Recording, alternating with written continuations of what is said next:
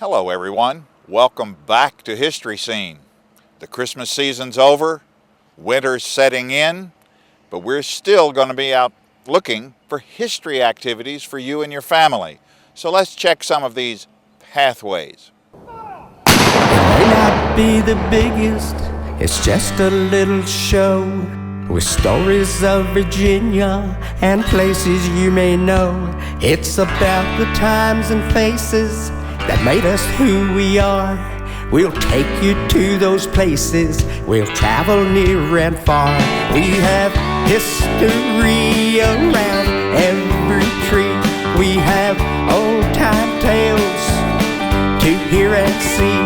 Our past will come alive again on your TV screen, while having fun with good old friends here on History Scene, where all the places and faces are traces of history. You'll see us then, you'll see us now, here on History Scene.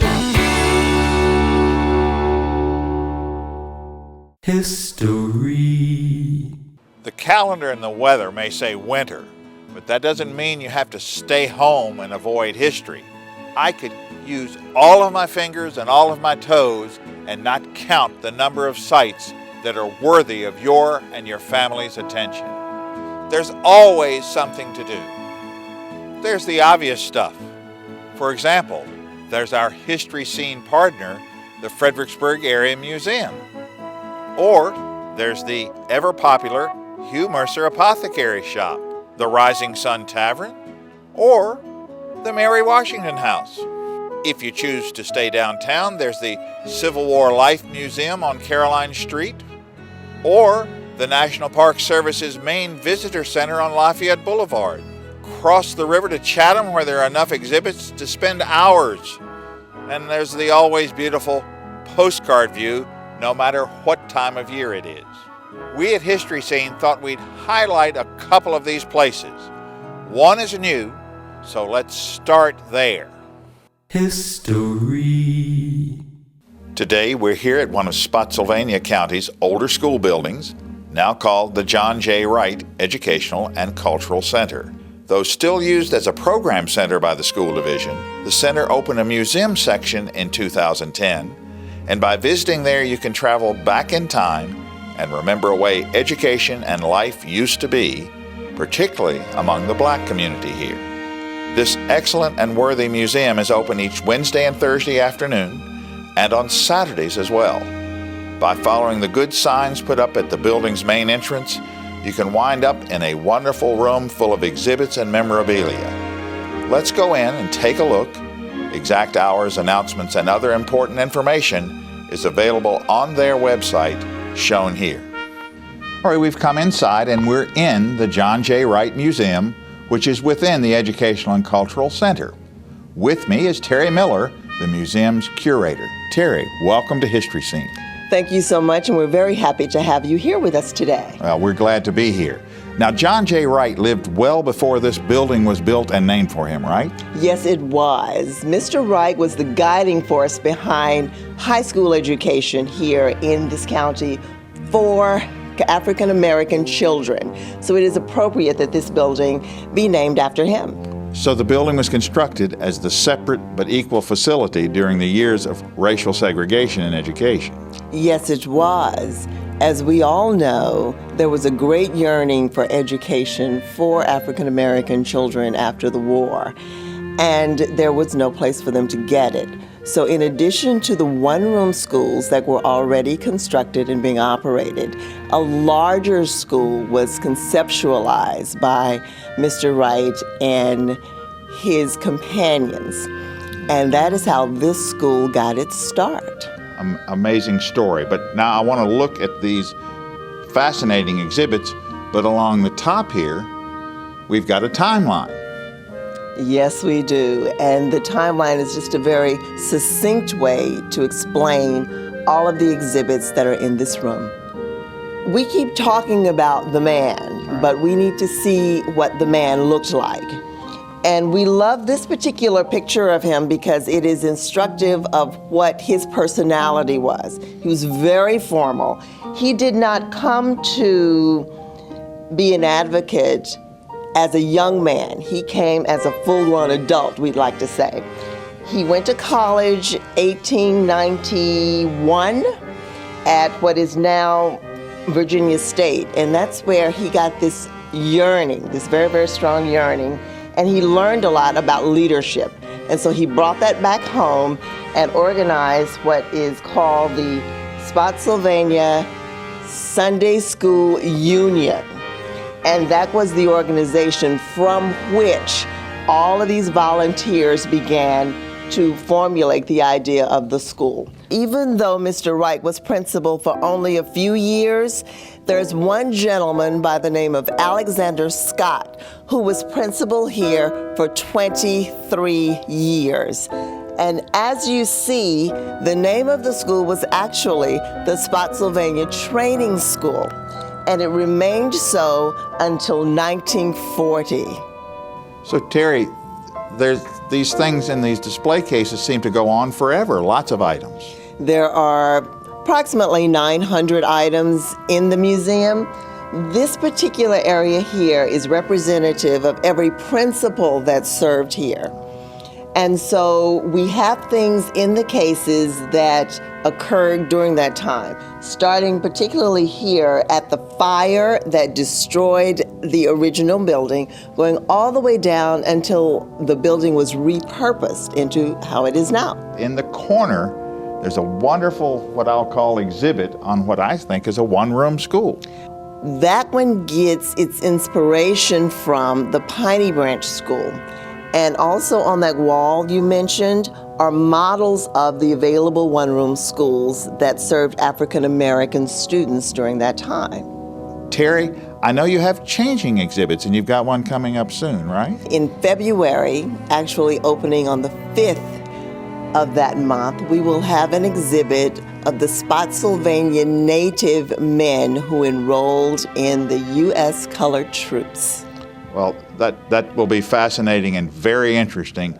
Everyone, please check out the John J. Wright Museum here in Spotsylvania County. Terry, thank you very much for being on History Scene.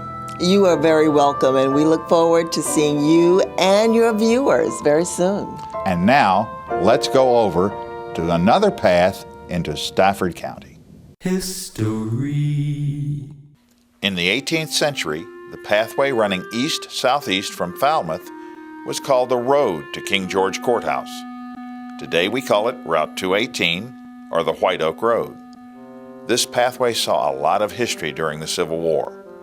Today on that same pathway, you can see an amazing collection of Civil War artifacts on display in the White Oak Museum. I'm here in the museum, and with me is Bonnie Newton, wife of the owner, D.P. Newton. Bonnie, welcome to History Scene. Thank you, Scott. And speaking of historical pathways, John Wilkes Booth, Sasson of Lincoln, his body traveled from the Garrett Farm in Port Royal through King George County and actually traveled right on this pathway on the way to Belle Plains Landing, where it was loaded onto the John S. Ide steamer and transported to Washington, D.C. I did not know that. Now, I even had an office in this building one time when it was a school right by that pathway. But how did it get from being a school to a museum? Starting at about the age of 9 years old, D.P. Newton, my husband, started relic hunting with his father, Pat, and they started collecting all the relics that were left in Stafford County. And in about the 1990s, he purchased this old 1912 schoolhouse where he's housed his collection, and he has it as a tribute to the soldiers that were camped here in Stafford County. This is all very fascinating, but can we take a look around? Please, that would be wonderful. Now, Bonnie, does DP have these listed as two-bedroom condos for sale? No, Scott. Actually, they are very accurate replicas of the Civil War camp huts that would have blanketed Stafford County during the Civil War. According to the 124th New York Regimental History, there were 50,000 of these built in Stafford County in 1 week alone. Absolutely amazing, but I guess it is better than sleeping in a tent on top of the snow. It was probably much cozier than that, but you have to remember the conditions back then probably were not very ideal for the soldiers. Food was not very nutritious, the health care wasn't ideal, and sanitation conditions were often very poor. One of the largest things on display is this artillery piece. What can you tell me about it? Well, it's one of the few things that DP and his family didn't actually find. He actually made this cannon. Made it? Yes, he did. My amazing husband took 4 years in his spare time. He cut the trees down, hand-hewed the spokes and the carriage, and made it himself. It's made by copies of 1849 Dixie Gun Works blueprints, which are rolled up in the back so we can show the youngsters that you build a cannon just like you build a house. Now, speaking of youngsters, we have here this not very light but very heavy musket right out here next to the cannon. Yeah, we have this out there so that kids can actually pick this up and see how heavy it was for a soldier to carry that, his blanket roll, his cartridge box, and a fairly heavy knapsack. And they traveled as much as 10 to 12 miles a day carrying that. So it gives the kids a real experience of what it might have been like back then to be a soldier. Well, very interesting. Listen. Yeah, it's quite heavy.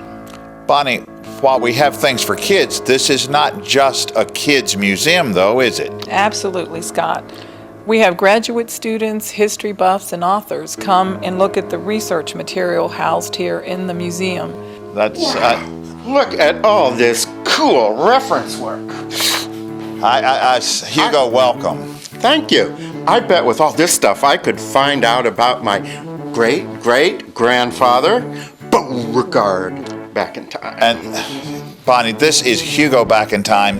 He follows us around and generally has something to say. Now tell us more about, was it Grandfather Beauregard? Great-great-grandfather. Oh, sorry. He served in the 41st Virginias under General Little Billy Mahone in the Battle of Chancellorsville. I'm very impressed. Don't be impressed. I hate to say this, but tell us more. He was the hero drummer boy. In the heart of battle, withering enemy fire, he threw aside his drums, rescued 2 soldiers from certain death, but was wounded. They took him to Mary Washington Hospital, where he died. Hold it right there. That's enough. Mary Washington Hospital was not established until 1899. And Hugo, if he died, how could you even be around?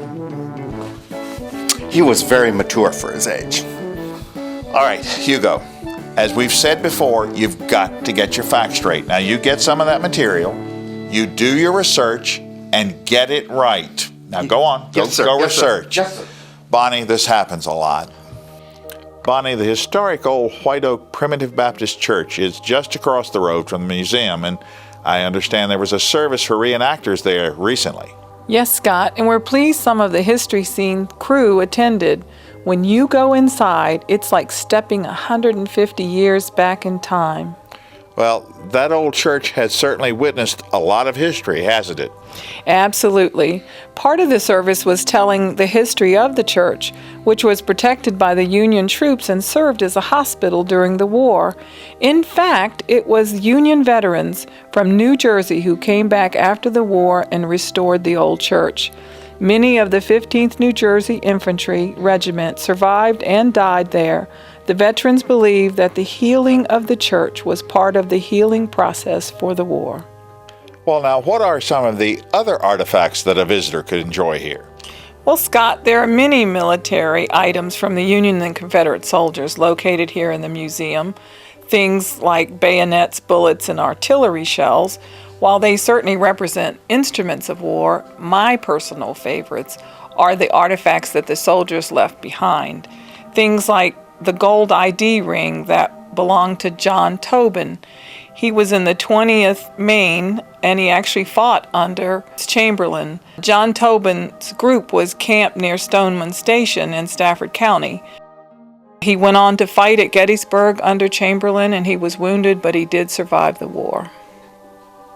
And straight across from the Tobin ring, we find a case with a large variety of personal items. Yes, Scott, and this case is my very favorite because it represents the day-to-day lives of these soldiers.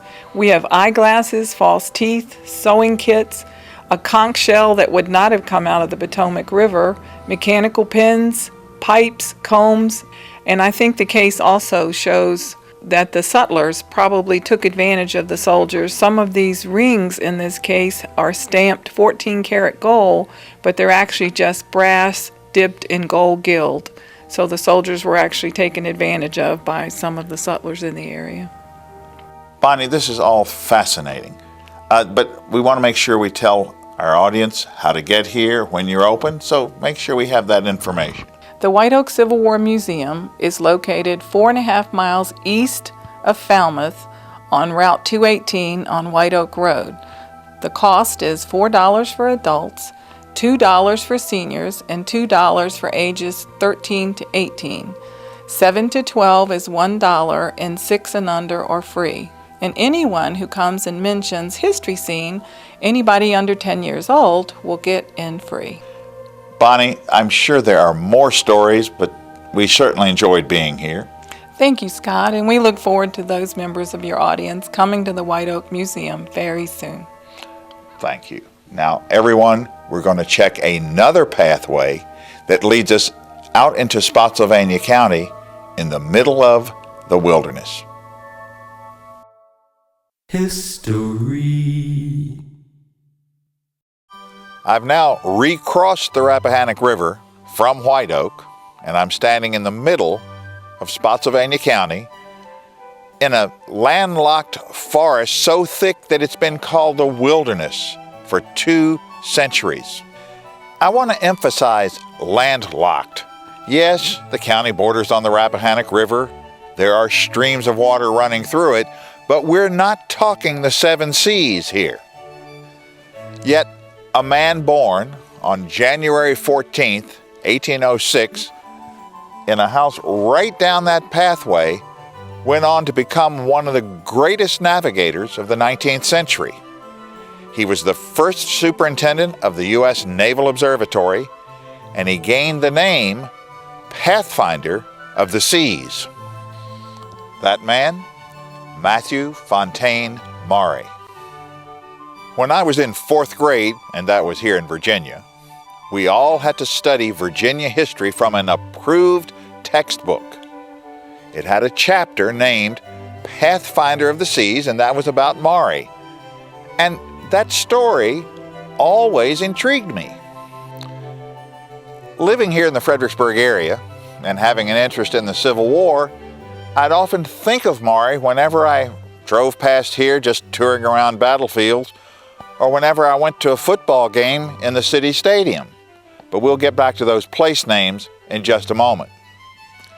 Then, as part of a research project I was helping with a couple of years ago, I realized that this very interesting man, in fact, this very intriguing man, had done a lot more than simply left his name on a few buildings and a few sites. In fact, Maury had a profound effect on life in the 19th century, and in spite of his slipping into what I call the dustbin of history, today as well.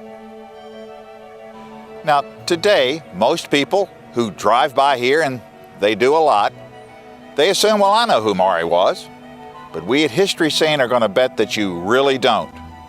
Yes, the building is named Maury Commons. The athletic field, Maury Field. But the building used to be James Monroe High School. Then it moved on. Then it acquired the name Maury Elementary. But today, though the building has the name, the function's entirely different. But beyond just a recognition of his name, we bet you don't know many of the things he did, many of the things he stood for. By all accounts, Maury was a mathematical genius. In 1825, he did win an appointment to the U.S. Navy as a midshipman. Now, he walked some and rode a horse all the way from central Tennessee to get to Washington, D.C. to accept that appointment. And that path brought him through Spotsylvania, Fredericksburg, and Stafford, where he still had relatives. Now, it was from here at Belle Plains Landing in Stafford that Maury got on a steamboat and went down this creek and up the Potomac River to Washington to accept his first assignment on the frigate Brandywine. Now, that steamship and that little boat trip up the Potomac were the first experiences this great navigator ever had with sailing anything. We at History Scene are always talking about these layers of history.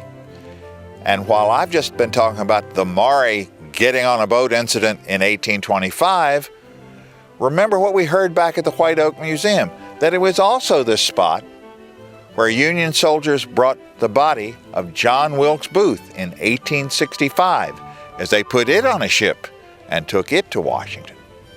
Maury sailed around the world, quite literally. He returned to Spotsylvania County and married what was common at the time, a first cousin. Remember, he was born here, he had family here. Then, as newlyweds, they moved to really this historic site. And yes, I'm kidding, but look what happens when you don't preserve a historic site.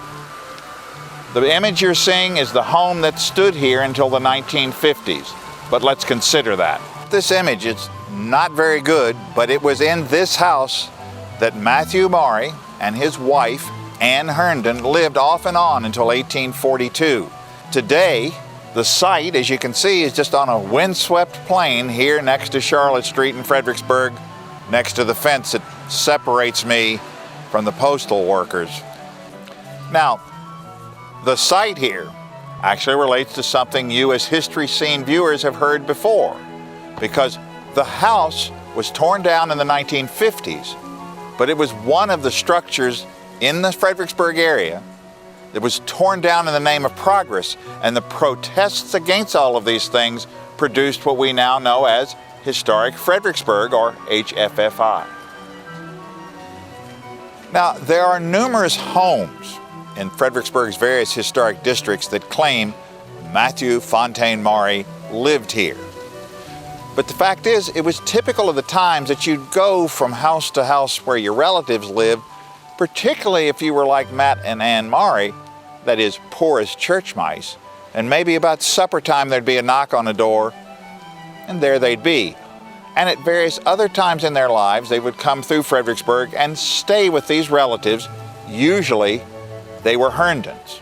But while living on this spot, Maury contributed articles to a very famous publication in Richmond, Virginia, the Southern Literary Messenger. That was edited by a man you probably have heard of, Edgar Allan Poe. And while on this site, he wrote his first book, a treatise on navigation, navigation being what he became famous for. Maury is the first person to really develop and put in writing the idea of something that's commonly known today, and that is the rotation of storms being different in the northern hemisphere than from the southern. Now you can sense this. Storms today, and if you got a hurricane off the coast of Virginia, it's rotating counterclockwise. So if I start and I've got my hand up above my equator going counterclockwise, then as soon as you get lower below the equator, it actually turns clockwise. You can do that yourself. Try it. But here's the thing. U.S. and British sailors were trained to sail to the starboard, or right side for us landlubbers, as they faced a storm. That way they'd pick up winds coming in behind them. But if you tried that same maneuver in the southern hemisphere, you were going directly into winds. Maury's little publication helped people navigate better in the southern hemisphere below the equator, and that's when he began to get his name as a navigator. While living here on Charlotte Street, Maury would write letters to the editor, small articles under a pen name so he could be anonymous, and in fact he began doing things on naval reform. It was Maury who, in one of these articles, first proposed what became the Naval Academy, or he hypothesized that there was a route along the ocean floor that later was used to lay the Atlantic cable that greatly enhanced communications between Europe and North America. Maury was just a little ahead of his time on those things. But then after continued naval service, he was on shore leave and he suffered a debilitating injury in a stagecoach accident. Guess where he recuperated? Here in Fredericksburg, here on this site, and at his various family members' homes. But then, while living here, Maury got his big break. He got a new assignment. By 1842, he was again active in the U.S. Navy, but on shore duty, and was appointed the first superintendent of the U.S. Naval Observatory in D.C. He moved his growing family there and stayed there until the Civil War. That old Naval Observatory building still stands on a hill in the Foggy Bottom area of Washington, relatively near the Kennedy Center. While in Washington at the observatory, this mathematics whiz, through the use of the basic scientific method, made some amazing breakthroughs about navigation. By the early 19th century, the standard of ocean navigation was a book by Nathaniel Bowditch of Salem, Massachusetts. This was the navigation that Maury studied in the Navy, and early on he wrote a set of tables that enhanced Bowditch's work. At the observatory, Maury found crates of old log books that had been submitted to the Navy by captains of ships. That had been done for decades. Maury, not only a mathematical genius, could read real fast and just started scanning all of those books. That is, he began culling the data. And what he realized was that in spite of each different year, at the same time each year, currents and winds were the same. Maury kept investigating this and realized, whoa, I can chart this.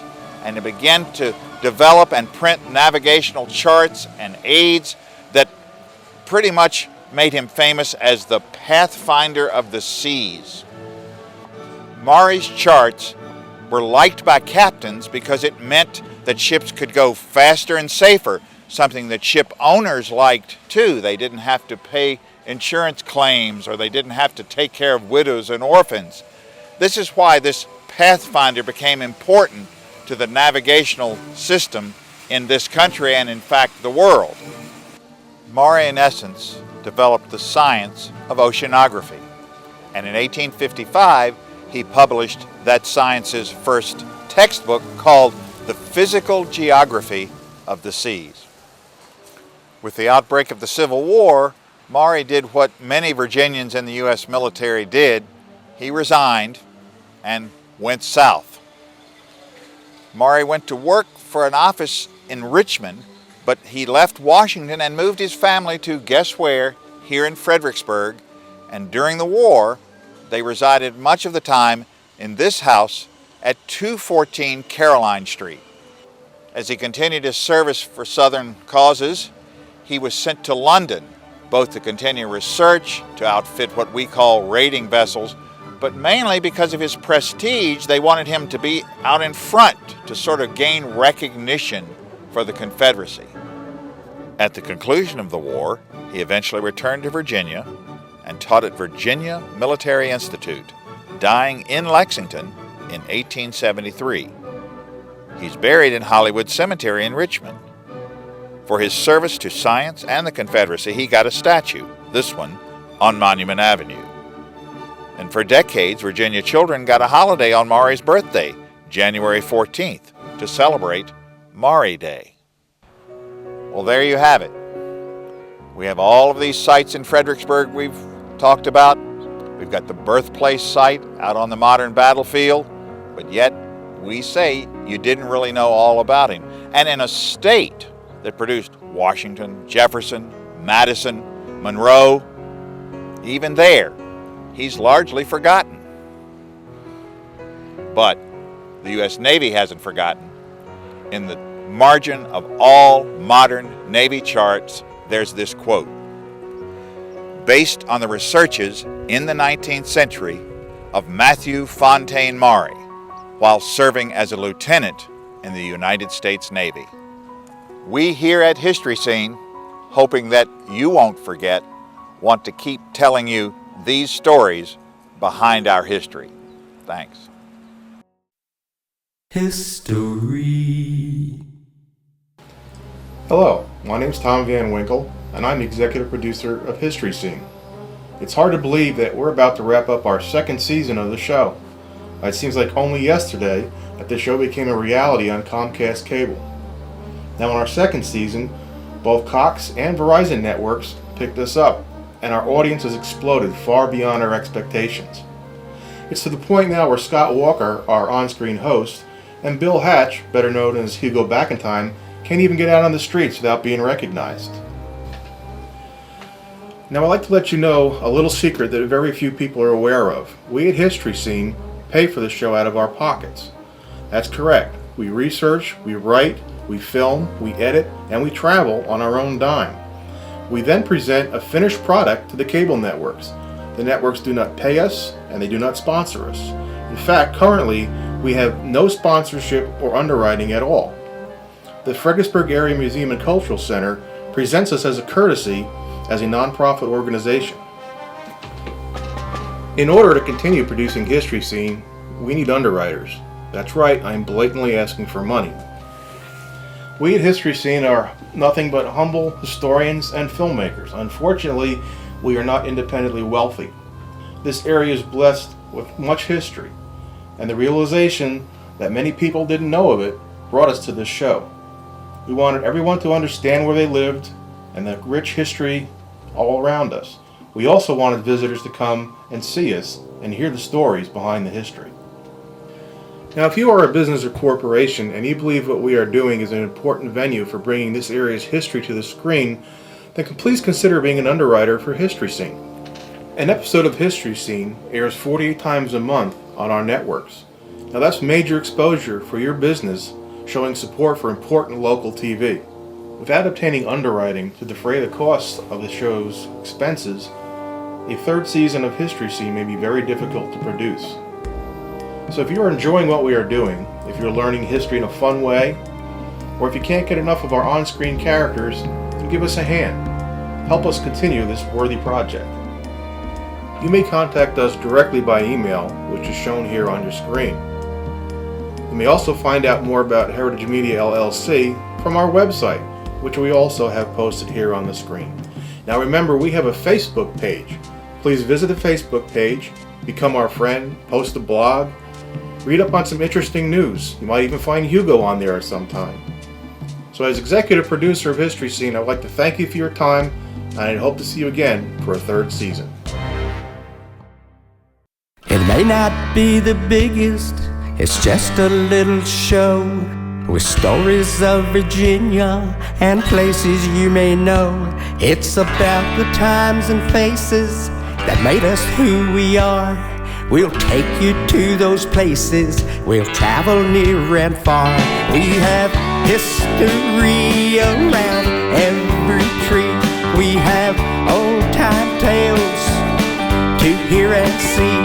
Our past will come alive again on your TV screen, while having fun with good old friends here on History Scene, where all the places and faces are traces of history.